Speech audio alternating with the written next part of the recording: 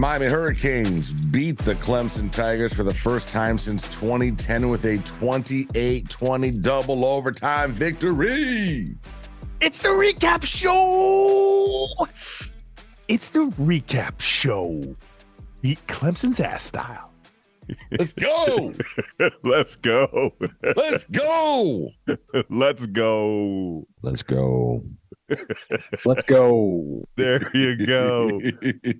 I think two of us picked us to win. Two of us did. I can't pick us to win the rest of the way. I mean, like now now I got to pick against us every single week. I would have never picked this if I knew Emory Williams was starting, though. Right? Well, and I definitely wouldn't have picked us if I knew that was the offensive game plan. I definitely wouldn't have picked us. 7 games in, I had us at 5-2, so it might have been a couple of games were different, but whatever. I'm taking. I had us at 5-2 at this point. Let's go. Let's rock and roll. How we doing this morning, gentlemen?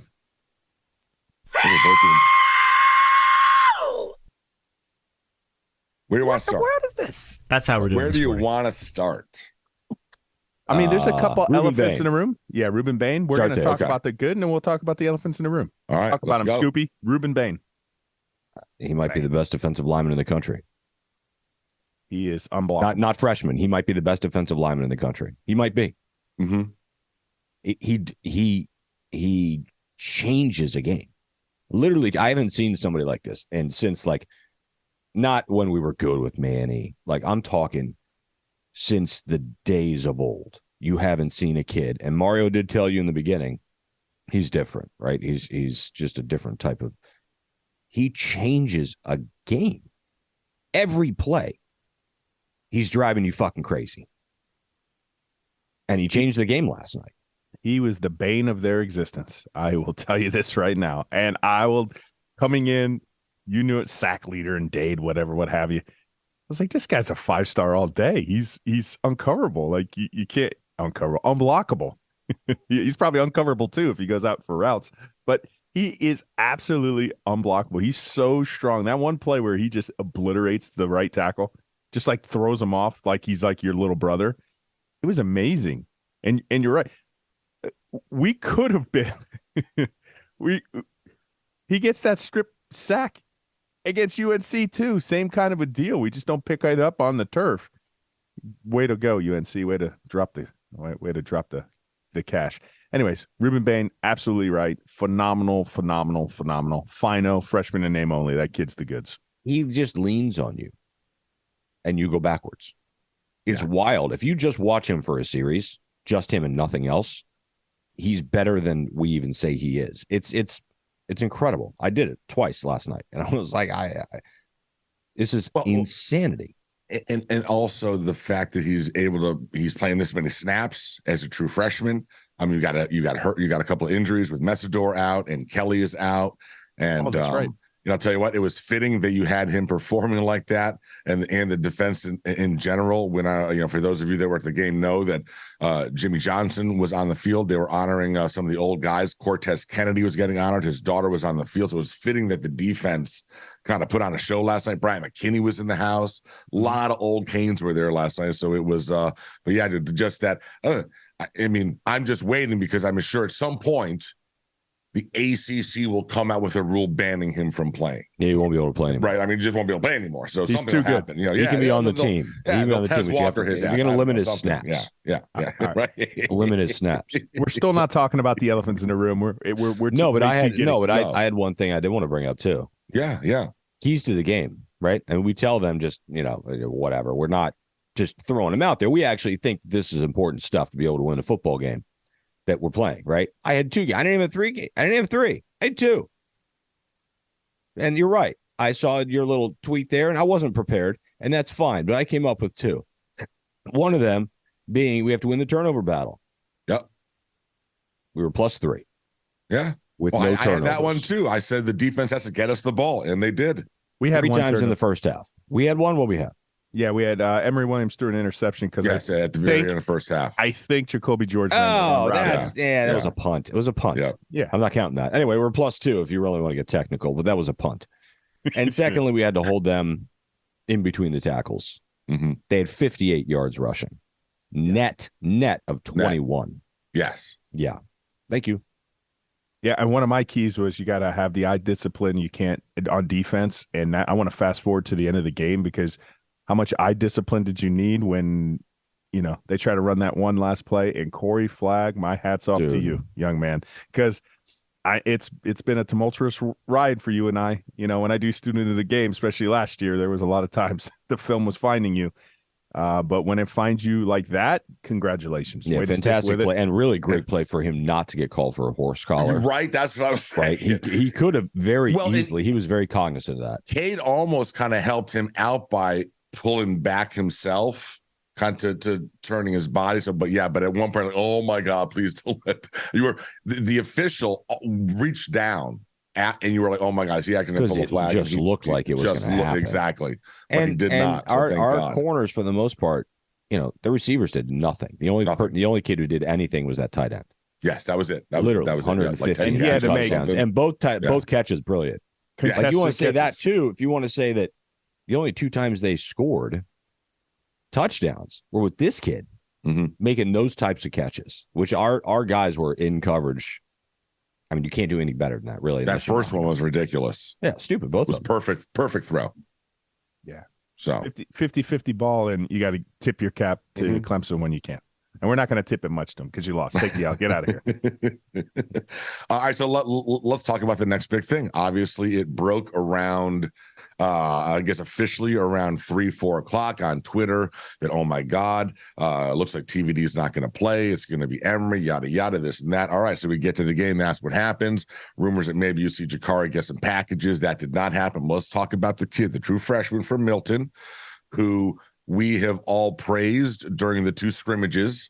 I remember he was an early enrollee. He got in here in December.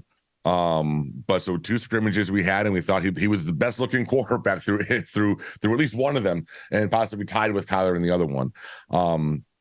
First half, obviously, true freshman against the number 1 defense in the ACC and the team that basically has owned this division for the last decade. That's who he debuts against. And the first half obviously was screen central, and it was rough. But man, this kid showed all the grit and moxie and composure that we saw and had been talking about in those practices and scrimmage. It was really cool to see. I want to start this, and I'm going to give a lot of praise to Emory. I don't think we have a quarterback controversy based off what we saw last night. Not even close. How could you say that? He just beat Clemson. Where I want to praise Emory a lot, he made some throws. I think his maturity level is not that of a freshman. I'm going to give him final level on his maturity level. He handled that and then some. He communicates. Definitely you see him on the line trying to lead, let's go. He has more of that kind of a moxie, even more so than Tyler. Tyler has the skill set, but it seems like Emory could be a guy that you rally around a little bit more, and that could be a learning lesson for all parties involved. But it was hard to accentuate his talent when that game plan, which is one of my elephants in the room, was as bad as it gets. Gentlemen, you're trying to beat Clemson, the proverbial ACC champ. They are still the ACC champ until somebody else wins the ACC, as far as I'm concerned, and they're not going to have an opportunity to play for this, barring some global ACC meltdown. They've lost 3 times. But you can't realistically think that was going to be a game plan that was going to win. Well, but they won. It was abysmal for me. It was about 52 screens and throw-go routes. And then you're lucky. You're lucky, Shannon Dawson. You are absolutely lucky, and this is my final point. You are lucky you have a head coach who knows how to coach the offensive line. Because if that offensive line in that run game didn't stay at home, it didn't need to travel, it just needed to work against Clemson. We ran for over 200 yards. God, you were bad last night. It was annoying. You handcuffed that kid from brilliance. Like, you cannot expect, and after like the 6th screen, they were blowing every single screen up.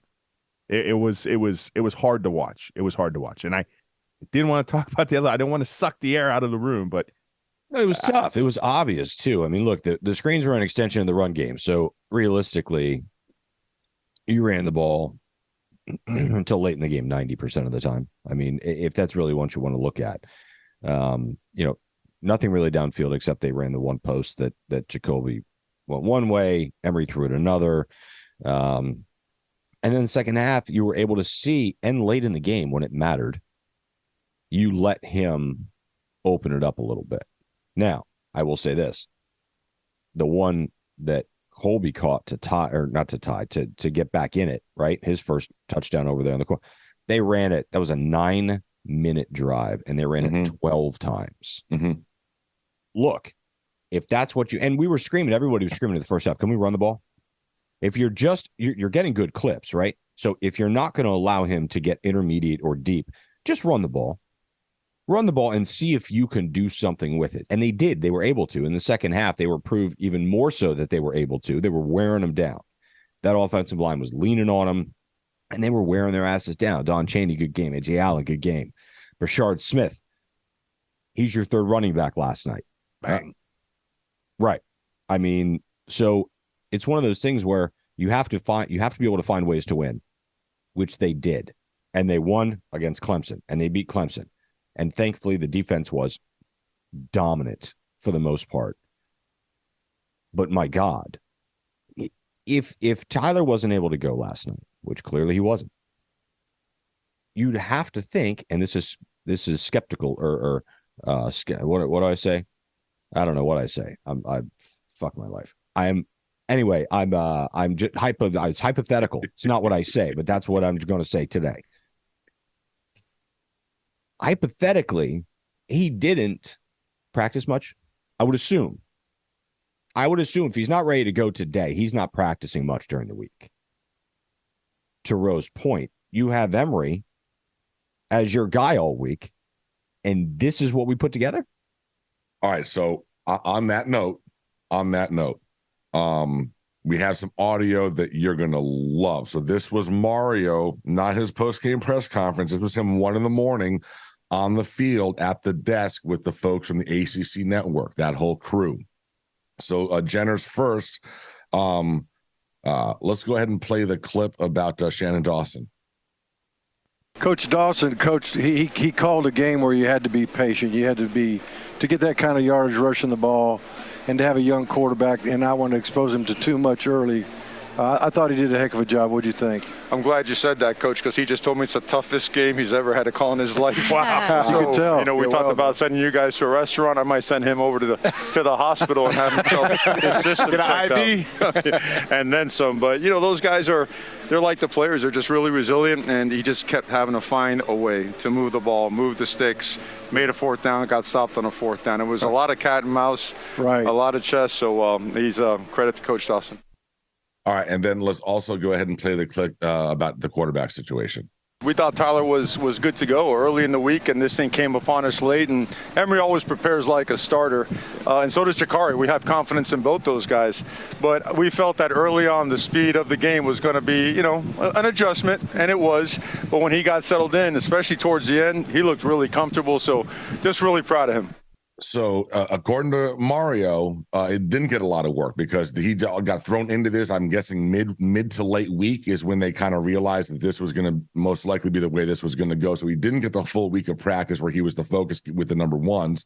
And then also, you know, Mark Richt praising OC Shannon Dawson. Mario praising OC Shannon Dawson, saying he's saying it was the toughest game he's ever had to call in his entire career. Kind of looked like it, I guess, but does that kind of explain any of it for you guys? Do you accept those or what? I don't care. I don't care. Okay. And this is why I don't care, Toast, because you're running this operation. You have to make sure all your bases are covered. To me, it's almost Mickey Mouse. Okay, so your starter last second doesn't go. You know how many times that happens in football? You're going to have a game plan ready to go that accentuates some of the things that he can do that you've worked midweek, and I understand that you can't. And then you're going to have to build off, and you're going to have a team that says, listen, if we have the unthinkable happening, our quarterback goes down in the first quarter, second quarter, third quarter, fourth quarter. I have somebody on my staff that I can trust and say, hey, listen, this is what Emory's comfortable with. This is what we're going to put on your play sheet and go. It's going to be universal, some of this and some of the things you're going to have to do as a play caller. But you literally beat the Clemson Tigers with a spring offense. You ran a handful of plays. It was hard to watch. Yes, you pulled it off. You deserve praise for that. and it's almost more spiteful to the Clemson Tigers. You got beat with a backup quarterback and a spring offense. It's exactly what just happened. Well, but that's I don't the narrative. care. They're just not very good. Well, and the logistics of it again, and we're going to talk about, how at halftime, or no, right at the end of the game, before you have a chance to put the game away in overtime, you have a chance to go down and win, and you're huddling. Again, I don't care. I don't care that it's a freshman at that point. You have to have somebody on staff that can go ahead and manage the game right on the field in terms of time and all the things in the background. It just to me, it showed an utter lack of not being prepared. Yes, we get you, Shannon. Yes, I get you. I don't give a shit. You weren't prepared for him to start. All right? That's what that said. It was the hardest game I had to coach in my life. Yes, because you weren't prepared for it. When you're prepared for something, it's easier. You weren't prepared. What if he meant, and I'm on your side, but what if he meant it was the hardest game for him to coach because he felt, and it goes back to your preparation, he felt handcuffed, like he wanted to be able to take the handcuffs off this kid, but didn't feel as though he was able. So he's chomping at the bit like we are, but knows that he has to call certain plays.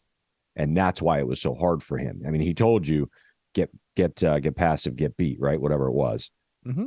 So is that what he meant? It was so hard for him because he couldn't be aggressive. He couldn't run his. But then again, that goes back to the preparation, because you're right. It's not just that it happened during the week. What happened if Tyler goes down 20 minutes in?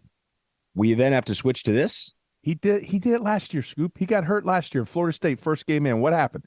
That should have been your lesson last year. He got hurt. We didn't score anything against Florida State. It looked terrible.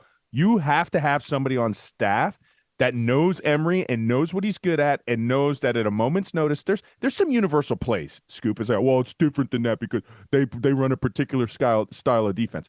Yeah, but there's plays that you could be that where you're the dictator, right? You dictate what's going on. You don't have to be reactionary to everything. But that's just where I'm seeing it. That is just they just weren't prepared. As a staff, they weren't prepared for this. That's it. They pulled it off.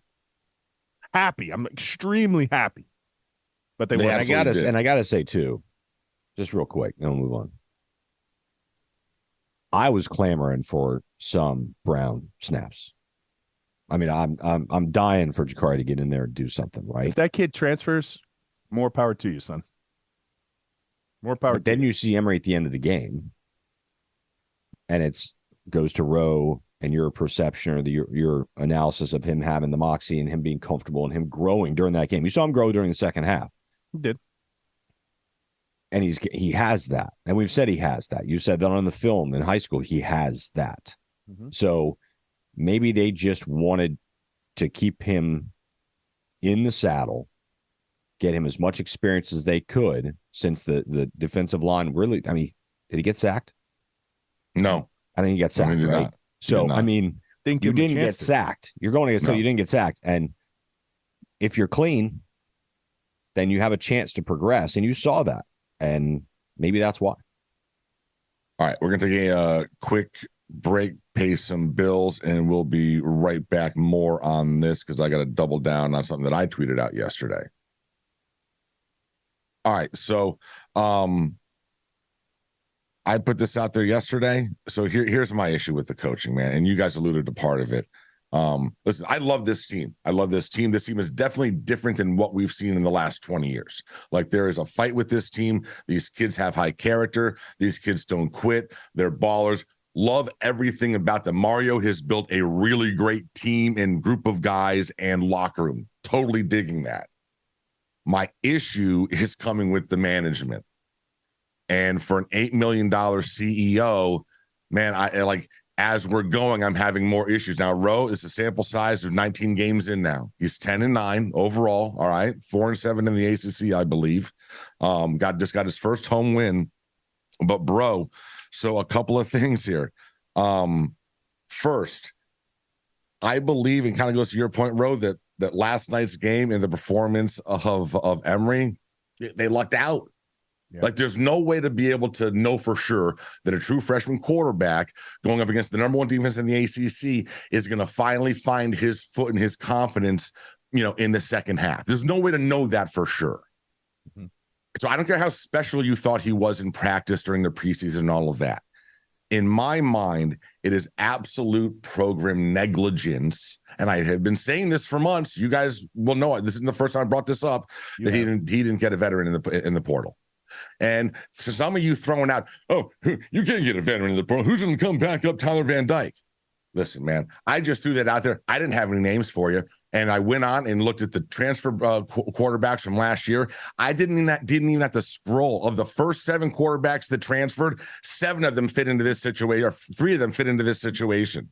All right, you've got Pittsburgh brought in 2 quarterbacks. They brought in a starter in Jervik from Boston College, 3-year starter. And somehow they got a 2-year backup at Penn State to come over and transfer in, knowing he wasn't going to start. Geez, how does that happen? I guess it is possible. You know what else? Washington got a guy to transfer in to back up Michael Penix, who had been sitting on the bench for 2 years at San Diego State. Geez, why would he go back up someone that he's not going to? Michael Penix is going to be the starter. That's not possible to get a veteran to back up your established starter. So that was negligence for me, man. And then you look at the play call, bro. I mean, once again, if you weren't going to try to score on the final drive with 20 seconds to go, why didn't you take a knee then? Instead, you ran the ball with A.J. Allen in our end, could have fumbled, scoop, and score. We lose the game. If you weren't going to overtime, then why didn't you just take a knee? Like, basic strategic things are, and that fucking dude. The last drive, 1:27 left on the Miami 27. X gets a screen, tackled with 1:18 to go. We don't run the next play. Chaney is tackled with 50 seconds to go. You wasted 30 seconds. It took you 1:05 to run 4 plays for 10 yards. Like, bro, I love the recruiting. He's the best recruiter in the world. But the coach, I'm seeing what they were saying in Oregon, bro. The managing the end of the game situation. The fact that you didn't let the kid throw it all on the first drive of overtime when it was 3rd down and he had just been 5 or 7 with a touchdown in the 4th quarter. And all of a sudden now he can't throw the ball anymore. It was tough, bro. I don't know where I'm conflicted. I love the kids. I love the team. I am losing total faith in the coaching staff and the head coach. I absolutely am. And I don't know where, and I don't know how to reconcile that on my brain. Like, 2 things that you talked about. I don't know. 2 things that you talked about. The one, just to put a bow on the quarterback situation, I don't think I would have been bothered too much. And you brought up compelling points, and other teams have been able to do it. So I agree with you. But you know what happened? You know what changed everything is when you don't start Jakari Brown, because that was the guy that did have experience for you. So now that guy hasn't even taken like a meaningful snap this season, it just goes without saying that, yeah, you needed somebody because you threw out a true freshman last night with no experience. Everything changed once you knew Jakari Brown wasn't going to get your snaps. You probably should have went into the portal. Toast is absolutely right. As far as your game management down the end of the half, Toast, this is what I'm seeing. It's the support staff. It almost gets this vibe. You remember the first year with LeBron James and Dwayne Wade, how LeBron James was like really passive? You know what I'm saying? And they lost to Dallas. Mm-hmm. And it was just this, finally somebody needed to come in and be like, bro, no, you need to run this team. Like LeBron, it has to go through you. I'm Dwayne Wade, but it has to go through you, and then they win a couple championships.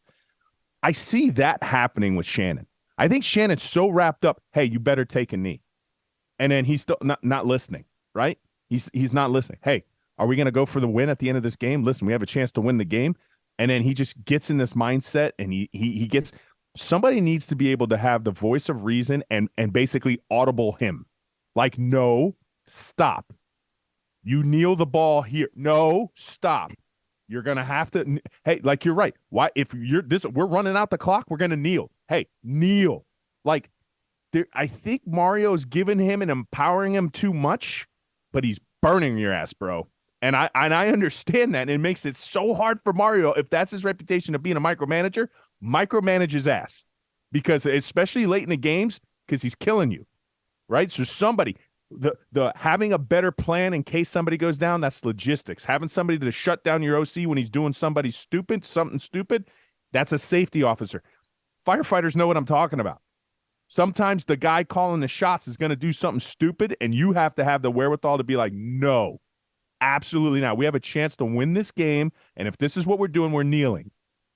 It's the little things right now that's killing them. Scoopy. I mean, I was throwing shit at the television. like you say, a minute and a half, and you didn't even use the final timeout. You left the timeout. You left the timeout. You left it there. In your pocket. So even if you wanted to say, okay, even at 50 seconds, right? Mm-hmm. And Hasselbeck's in the booth again. Schmuck. Yes. Screaming. But he's now seeing this every week. But he's like, so what are we doing here? Like he was literally, I kid you not, on the telecast, walking the viewers. This is true. I was listening. Walking the viewers what should be happening. Walking them through. This is what you do, and this is what you. He was literally walking you through it like you'd never seen this before. And our offense, whoever had control over this, was doing none of it. None of it. The fact that they huddled with 50 seconds to go. Huddled with 50 seconds. So here's my thing with that, and that's what I'm getting. And then they do a shift, and then a shift. Yeah. If you want to huddle or you want to have a meeting of the minds, call a timeout. I don't have a problem with that. But the fact that you let 30 seconds run off and then you run and you leave a timeout on the board, I just simply don't understand what we have the best kicker in the country. He didn't get a chance. We need 20 yards, maybe. Yeah. Maybe he makes it from 65. I'm not even kidding. The kid's the best kicker in the country. We all know this. You need 20 max to give him a shot with 50 plus seconds, and you don't even have to worry about going to overtime. Like, I mean, while I'm watching this overtime, I'm like, why the fuck are we even here? Why are we in this situation? I want to go to sleep, bro. I knew it was you that tweeted that out. But then in the first overtime, we have them on their heels, third down, and we called our one timeout to give them a chance to recoup. I'm like, whatever. Yeah, well, I mean, look, you have to be able. Yeah. You don't know what's going on. Maybe they didn't like the look. They didn't like, they were misaligned, whatever it was. But when you have a chance to win, you try to tell me because you're going to overtime. Yes, we won, and holy shit, we beat Clemson. That's look, this is great. But why did we even have to go through it? That's what I don't understand. I'm not Mario. He's going to do what he wants, but I just don't understand why we even had to deal with overtime. Yeah, I will say this because fuck the ACC officials again, because before that last drive, the drive before we settled for the tying field goal, bro, like how does Nate Wiggins not get any Kane is jawing at one of their wide receivers the way Nate Wiggins is in Isaiah Horton's face after that incomplete pass in the end zone, jawing all the way coming back to the 20-yard line with the official right there. We're getting flagged in 2 Bro, Nate Wiggins seconds, also threw Jacoby's face into the ground getting up from a play too. Yes, I saw that. And the guy, the back judge is literally standing there. Looked at him. He pushed his head. I'm like, did nobody? And you know what? Leave it to the ACC. They never showed the replay of that. They never showed it. They did it live, and I'm like, he just pushed his head in the ground. And I had the tweet on my end ready to go, and I'm like, and they didn't show it. And then I had another tweet that I was going to let go, fitting that the ACC wouldn't show the replay because they know that they're wrong. And I just immediately thought, toast, to a couple weeks ago, Georgia Tech, where Corey Flagg said one thing. Right. And he got flagged. Meanwhile, this guy is giving him the business for a good 15 minutes. Yes. They don't call. And then you get the angle thing again. Now, how in the world is that not a safety? How in the world is that not a safety? They're going to, but his momentum is taking him that way. Right. Go ahead. It's because, and I'll just tell you, it's because the right foot, when the tackle was initiated, the right foot was at the 3-inch line. And that's what the judge, and that's where the tackle, that's where it's going to be. The ball wasn't in yet. It's not where the ball, but it's because the foot was still outside of the line on that sort of a play. This wasn't them trying to get it out of the end zone where the whole ball has to clear the plane. Mm-hmm. The fact that his whole body wasn't in like that, that's why they're not going to get that. That wasn't a safety. We all agreed in the box. So whoever you were hanging out with in the booth, If you all saw- totally wrong, to be if you honest saw with the you. telecast, if you saw it on the telecast, I'll tell you what, that made its rounds. Even a Florida State fan said that's Yeah. bullshit. That's a All right. Even when you have Florida State. who's the when you have quarterback ACC guy? They even State said guy. it at halftime. Yeah, Oh, EJ Manuel. EJ DJ Manuel. Manuel. Yeah. He's like, that was a safety. Yeah. And he Well, literally so said did it on the Clemson broadcast. offensive lineman that's on the ACC network. He said in the post game, yeah, no, that was a safety. They blew the call. Yeah. Yeah, So here's my thing, though. and It's go to the about touchdown. momentum. And Yeah. the touchdown for Clemson, not to piss you off, watch it at the very, very end. The ball starts to move. Mm-hmm. And they called that a That was touchdown. a touchdown. I knew that. I mean, come on. I 100% know that that's getting turned around. Oh, I knew. But if you look at it, he doesn't have security, has security, gets to the ball's still moving. To me, that's not secured. You're not secured in all I those think it was a safety. I think it's the forward progress, right? The forward. Yeah. There was no forward movement. No.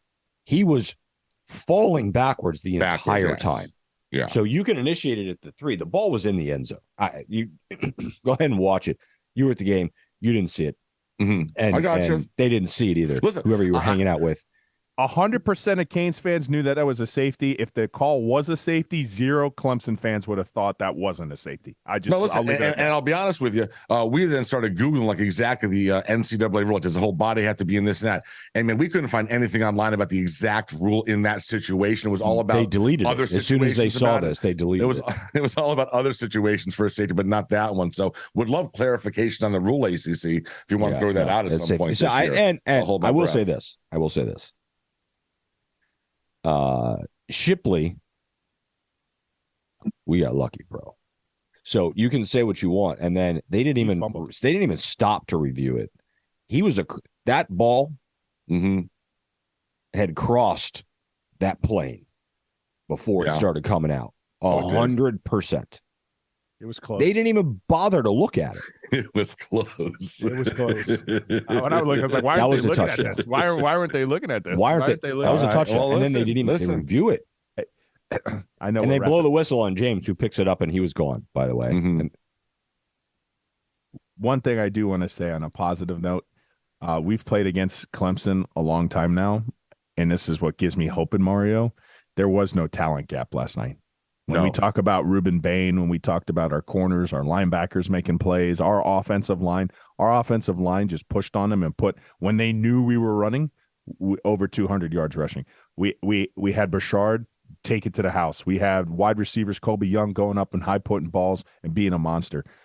It was good to see, and that was, if this was a loss and we're doing a recap show on a loss, I would have been like, that's the thing that's the most exciting to me. Talent gap is gone. I didn't see this huge talent gap last night, regardless of how it went Clemson's down. not as good as they usually are. Well, that is also true. But I will also say this, and the one thing I wanted to bring up, historically, one of the great ways to help a young quarterback, especially a true freshman starting his first game against number 1 defense, get comfortable in the game early would be to involve a certain position.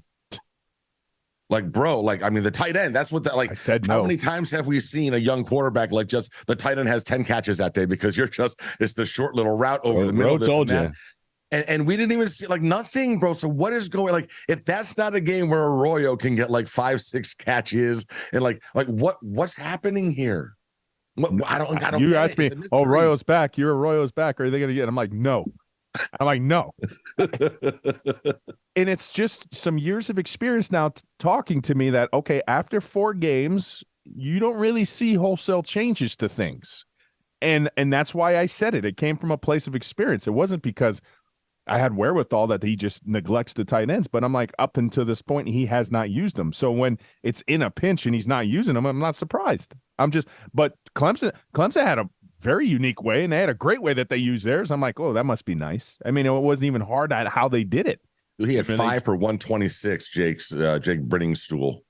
2 touchdowns. 2 tutties, yeah. Long of 50. Average 25 a carry. He was rumbling, bro. Catch. Yes, he was. And we have guys on our roster who are very capable of doing exactly the same. Listen, Riley had 2 catches, but for 6 yards. It was behind the line of scrimmage, Yeah, and when they were running, and that was the other thing that was frustrating. When you were running those plays, the play action, it was so disjointed. Mm-hmm. Like when it was snapped, you got guys running in the way. It was Bro, they got had lucky. 7 catches for 26 yards. That tells you all you need to know about what sort of routes he was running there. So yeah, but Hey, we All won. right, boy. And listen, that's the whole thing. We're 5-2, man. 5-2, We got a home Clemson. game against Virginia, who just knocks off Who just UNC. beats UNC, right? And then what are we after doing? Virginia, 3 of our last 4 are all on the road. So it is going to be a bear of a finish. Boston College knocked off Georgia Tech. Boston College beat Georgia Tech. Yeah, Louisville lost to Pitt, so they've got a loss on their record now as well. I told you Boston College is going to be a tough game up there in November. You're such an asshole. Yeah.